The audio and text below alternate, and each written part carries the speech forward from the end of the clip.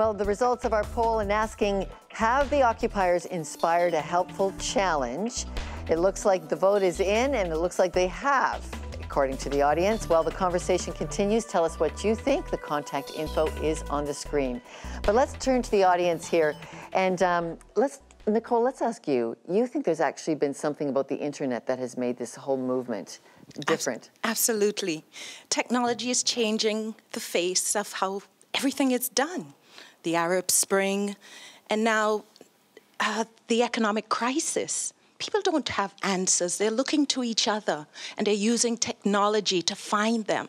They are not trusting the systems anymore, the economic system, the political system.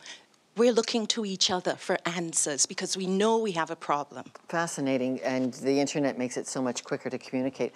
One of the movements that did spread just on the weekend about the entire challenge Occupy was making was get your money out of banks and move it over into credit unions. And we've got a credit union spokesperson here, Jack Vanderkoy, Duca Credit Union. What does this mean when actually millions of dollars moved on that protest Sunday out of banks into credit unions? I believe the people are looking for more grassroots methods to store their money and to do their banking. And the banks have removed that ownership from people, and credit unions are giving that opportunity back to them, because as a credit union, you are a part owner in the financial institution, and you have a direct say as to what they do with your money. All right. Fascinating, very tangible effect of the Occupy movement. Okay, occupiers haven't only got bankers, politicians, and pundits talking. They've shaken up the Church of England. And Rector Mark Leach and Jim Vanderweerd, professor at Redeemer University College, join us now to talk about what the church should do for the protesters. Gentlemen, England is the only place I've seen the big protest signs, "What would Jesus do?" And they've made an awful mess between the church and the occupiers. Mark, this is your church camp, Church of England. What's going on? Well, I don't think anyone really knows. I think what's going on is the church and the occupiers are trying to deal with a very, very complicated issue that isn't resolved nicely and neatly with a whole bunch of 5-second sound bites and isn't going to go away in a hurry. And I think there's some tensions around that, and I think it's going to be a long while till we see it all resolved and working out. Okay, Jim, you study social movements. Here you had a church invite these people in, invite occupiers in, then they got overwhelmed by it, then they asked them, you know, it's time you have to go.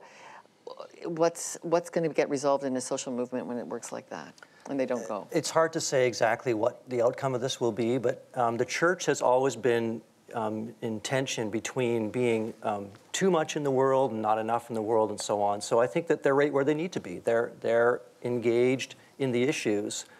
They're talking to people, they're getting people talking, and they're providing public space.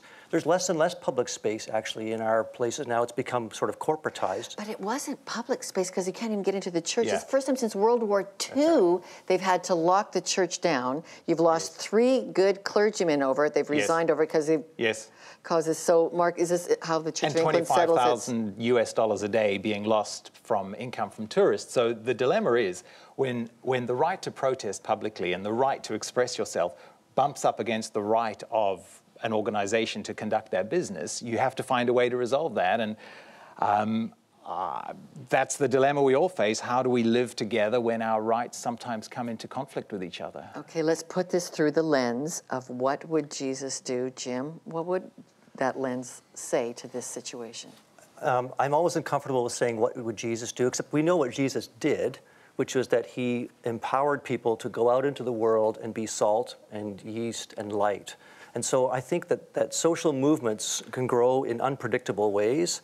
And I see this social action movement as basically one among a number of ways to raise the conversation. I think it's great. You've used it to raise the conversation that actually your tax dollars are part of laying down your life for each other, which was a challenge Jesus gave us. Tell me about that. You actually see any... Yeah, Luke 12:48 says that for to those who have much, much will be requested or given. And the idea there is that if you have a lot of resources, a lot of power, then you have responsibility for that. So we all have different responsibilities. The 99% have responsibilities, so do the 1%. We all have to pitch in. But the basic idea is, and our taxation system essentially works on that, a progressive system asks wealthier people to give more and doesn't ask as much from the less. I think that's a good thing. Mark, as a reverend, how do you feel when you see society dividing itself 99%, 1%?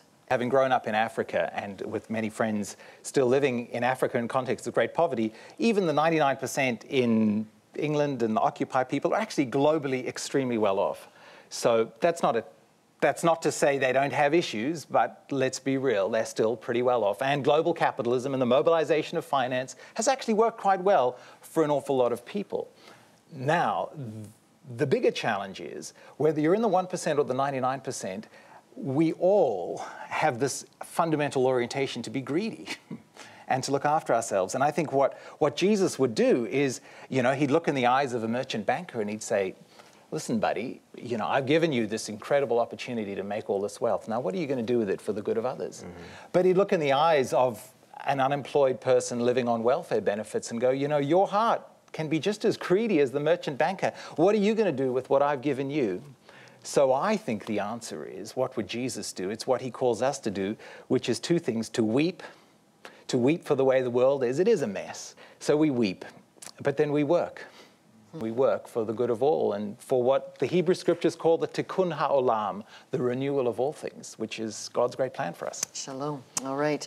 Thank you both, gentlemen. Thank you. And it's time to find out what the audience thinks and what you at home think. Do you think the Occupy movement will bring about long-term change? Send us your answers by phone, email, and leave us a message. We'd love to know what you think. And we'll be back with a fascinating conversation out of Washington right after this. Thank you. We got to be careful not to polarize each other into the, this is the 99% and this is the 1%. The fact is, I think that God cares for the 100%.